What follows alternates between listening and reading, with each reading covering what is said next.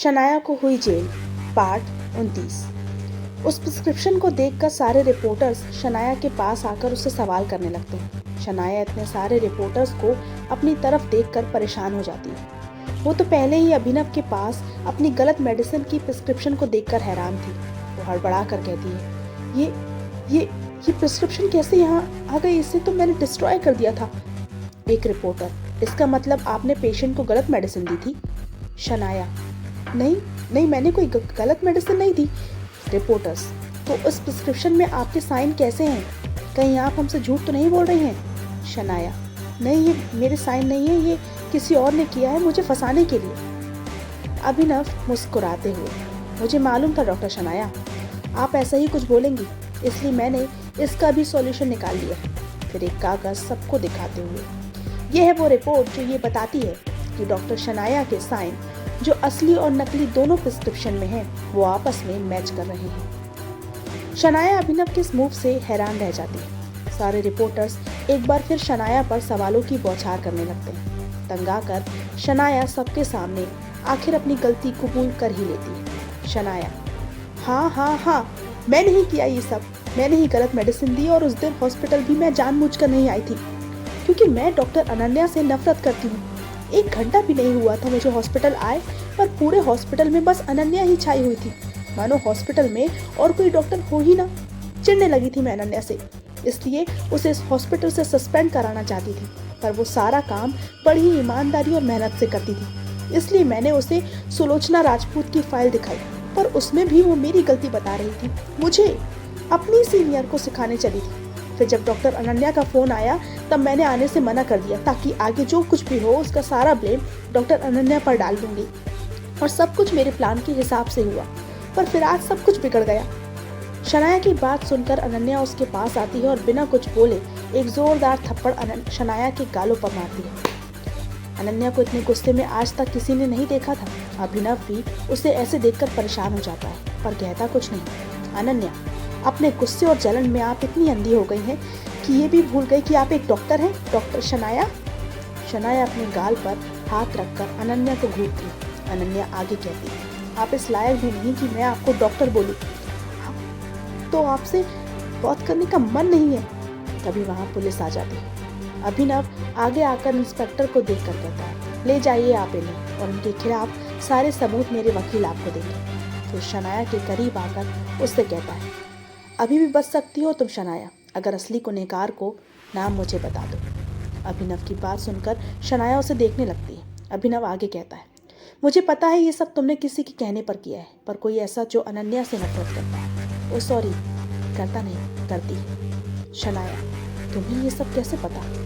अभिनव मुस्कुराते हो, मुझे क्या पता है क्या नहीं वो मायने नहीं रखता है, तुम्हें क्या करना है ये मायने रखता है। सोचना जरूर मेरे ऑफर के बारे में, कहकर वो शनाया से दूर हो जाता है। थोड़ी देर बाद सब चले जाते हैं। रिपोर्टर्स एक बार फिर अनन्या के पास आकर उससे सवाल करने लगते हैं। वो बिना कोई जवाब दिए अपनी कार में जाकर बैठ जाती है। बाकी सब भी अपनी अपनी कार में आ जाते हैं और सब खन्ना हाउस के लिए निकल जाते हैं। वहीं नंदिनी, जो बहुत देर से ये सारा तमाशा हॉस्पिटल के हॉल में पीछे की सीट पर बैठकर देख रही थी, वो भी गुस्से और नफरत के साथ बाहर आती है और खन्ना हाउस के लिए निकल जाती है। थोड़ी देर बाद सब खन्ना हाउस पहुंचते हैं। सब अंदर आकर हॉल में बैठ जाते हैं। इस समय सबकी नजरें सिर्फ और सिर्फ अभिनव पर थी। सबके पास कोई ना कोई सवाल था जो वो अभिनव से पूछना चाहते थे। सबकी नजरों में उनके सवालों को भांपकर अभिनव कहता है, पूछिए, क्या पूछना चाहते हैं आप सब? आलोक जी, अभी तुमने ये सब कैसे किया? कल तक तो कोई सबूत नहीं मिले थे और आज सारे सबूत शनाया के खिलाफ थे। अभिनव मुस्कुराते हुए, रिलैक्स डैड, ऐसा कुछ नहीं है, कल मैं यही सब ढूंढ रहा था, call history and all. Ananya, वो सब तो ठीक है, पर वो प्रिस्क्रिप्शन वो कहाँ से आई आपके पास? अपूर्वा बीच में, अरे ब्यूटीफुल, वो मैंने दी थी। अनन्या कंफ्यूज होते हुए, तुमने? पर तुम्हारे पास कहाँ से आई? अपूर्वा, तुझे याद है ब्यूटीफुल, जब तूने वो फाइल अपने कैबिन में मुझे दिखाई थी, तब मैंने एक फोटो ले ली थी उसकी, ताकि मैं और पता कर सकूं उस बारे में। मेरे तो ध्यान से उतर गई थी ये बात, पर लास्ट टाइम में मुझे याद आई तो मैंने मिस्टर अभिनव को बताई। उन्होंने मुझे उसका प्रिंट आउट लाने को कहा, बस इस तरह वो प्रिस्क्रिप्शन मिली। अविनाश, ओके भाई, ये सब तो ठीक है, पर वो सुलोचना राजपूत ने ऐसा क्यों कहा कि शनाया ने उन्हें धमकी दी थी? जबकि उसने तो उसे पैसे दिए थे ना। अभिनव मुस्कुराते हुए, हाँ, पर अगर वो पैसों की बात बताती तो हो सकता था कि उस पर भी कोई पुलिस केस होता, इसलिए मैंने ही उन्हें धमकी वाली बात कहने को कही थी। सबकी बात सुनकर अनन्या की सोच में गुम हो जाती है। वो बिना कुछ बोले उठकर अपने रूम में आ जाती है। वहीं अनन्या को इस तरह जाता देख नील जी परेशान हो जाते हैं। आलोक जी नील जी को परेशान देखकर उनसे कहते हैं, तू चिंता मत कर, सब ठीक होगा, वो संभल जाएगी। नील जी, सच जानकर भी वो उसे सस्पेंड कर दिया, जबकि उसने तो किसी की जान बचाई थी। आलोक जी, हाँ, क्योंकि उसने बिना इन्फॉर्म किए सर्जरी की है, तो थोड़ी परेशानी तो उसे झेलनी होगी, और वैसे भी बस 1 महीने की बात है, सब ठीक होगा। नील जी, आलोक जी खड़े होते हुए, चल अब हम सब चलते हैं, काफी टाइम हो गया है। नील जी रोकते हुए, नहीं आलोक, अब तुम सब यहीं रुक जाओ, वैसे भी बहुत देर हो गई है। आलोक जी, नहीं यार, ऐसे कैसे? नील जी, क्यों? हमें तो बड़े अच्छे से रोक लिया था तुमने। बस आज तुम सब यहीं रुकोगे और इसके आगे कुछ नहीं सुनना मुझे। जाओ फ्रेश होकर आ जाओ, सब साथ में डिनर करेंगे।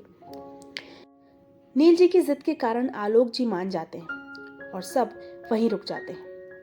थोड़ी देर बाद नंदिनी भी खन्ना हाउस आ जाती है। वो बिना कुछ बोले सीधे अपने रूम में चली जाती है और वहां जाकर वो अपना गुस्सा अपने रूम की चीजों पर निकालने लगती है।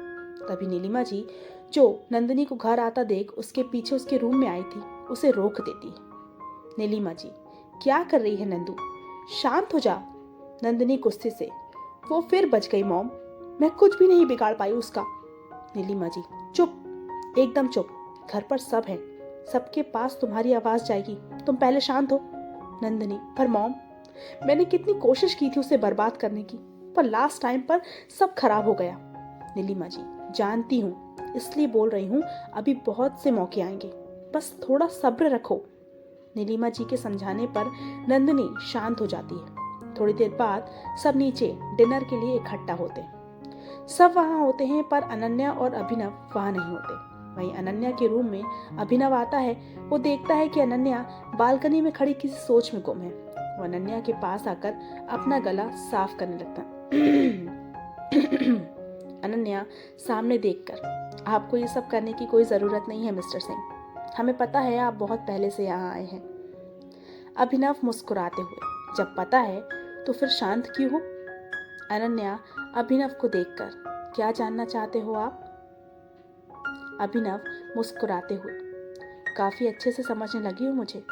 खैर ये बताओ, इतना परेशान क्यों हो? अनन्या, पता नहीं, बस डॉक्टर शनाया को ऐसे नहीं करना चाहिए था। अभिनव अनन्या को देखकर, जो हुआ उसे तुम बदल नहीं सकती अनन्या, इसलिए ये सब अपने दिमाग से निकाल दो। अनन्या अभिनव को देखकर, पर अगर मुझसे सर्जरी? अभिनव, अनन्या, ऐसा कुछ नहीं हुआ और ना ही होगा, अब बस करो, चलो, मुझे बहुत जोर की भूख लगी है। अनन्या अभिनव को देखकर, चलिए क्रमशः, तो क्या होगा आगे जानने के लिए पढ़ते रहिए दरमिया। अगर आप लोगों को मेरी स्टोरी पसंद आ रही है तो प्लीज़ मुझे सब्सक्राइब